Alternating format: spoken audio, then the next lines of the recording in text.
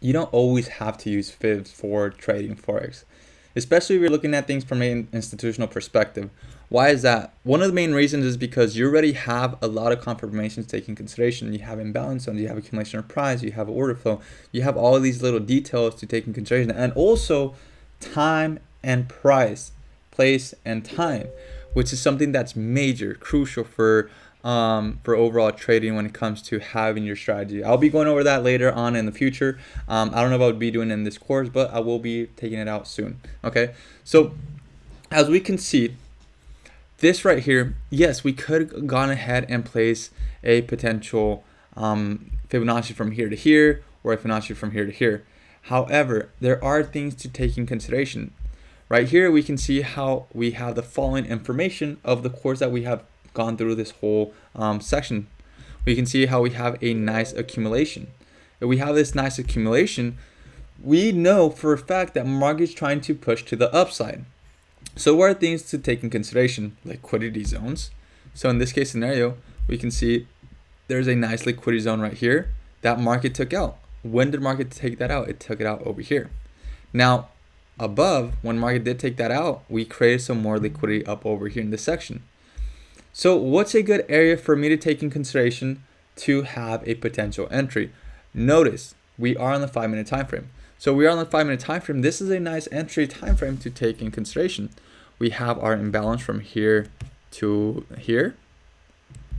And what I would like to take in consideration is going to be around the half point, meaning that I can go ahead and place my potential buying opportunity right here with a nice buying scenario with a 2 to 3 pip stop underneath the low.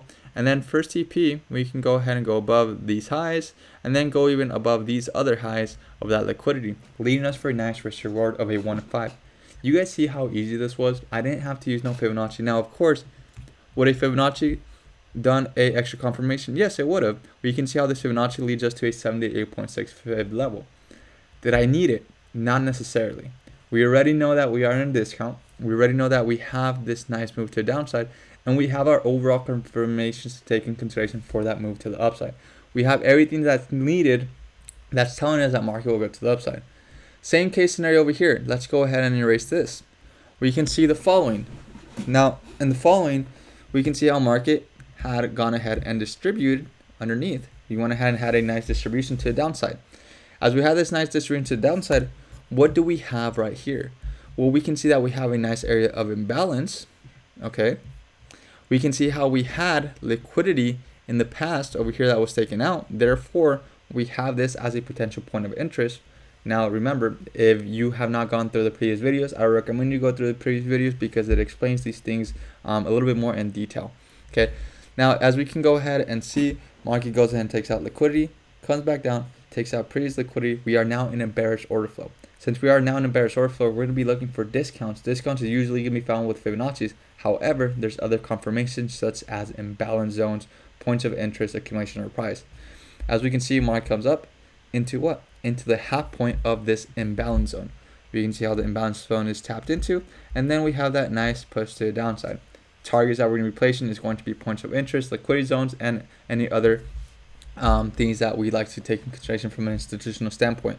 So we can see nice imbalance zone right here, how we can see how market comes and fulfills that imbalance zone. That's one TP. Another TP would have been underneath these lows, and then finally coming down into this point of interest down over here. So as we go ahead and move on, let's go ahead and check out what this risk reward ratio would have been. We would have gone ahead and put this stop loss right above over here, above those highs, and then TP right over here. That would have been leading us to a 1 to 2 risk reward ratio, good risk reward ratio, and then finally leading us to almost a 1 to 3 risk reward ratio tapping into this section. That is by us leaving our stop loss up, way up over here above 2 pips. And if we wanted to go ahead and go lower, of course we could have, but remember that we don't want to be stingy on the stop loss. We want to go ahead and have something that's decent, something that's going to give us a nice risk reward, but at the same time give us the opportunity to have that flexibility within the market. As you can see, we didn't use no Fibonacci here. We didn't need it. Is it something helpful for us to use? Of course, we could have gone ahead and placed this right here, and we would have been able to see that, oh, wow, you look at that, 78.6 level, fib level. A level that I like to take into consideration. We spoke about this on the previous video. If you did not see the previous video, I highly recommend you to go ahead and see the previous video. Did we need the Fibonacci? We did not. We have enough information. We have enough confirmations. Institutional trading, you want to look at it simple. At the same time, you want to look at the overall orders and what are clues that the market's leaving you behind. So if you guys like this video, let me know by leaving a like down below. And as always, comment down what you would like to see next. I'll see you guys on the next one. Have a great one. Bye-bye.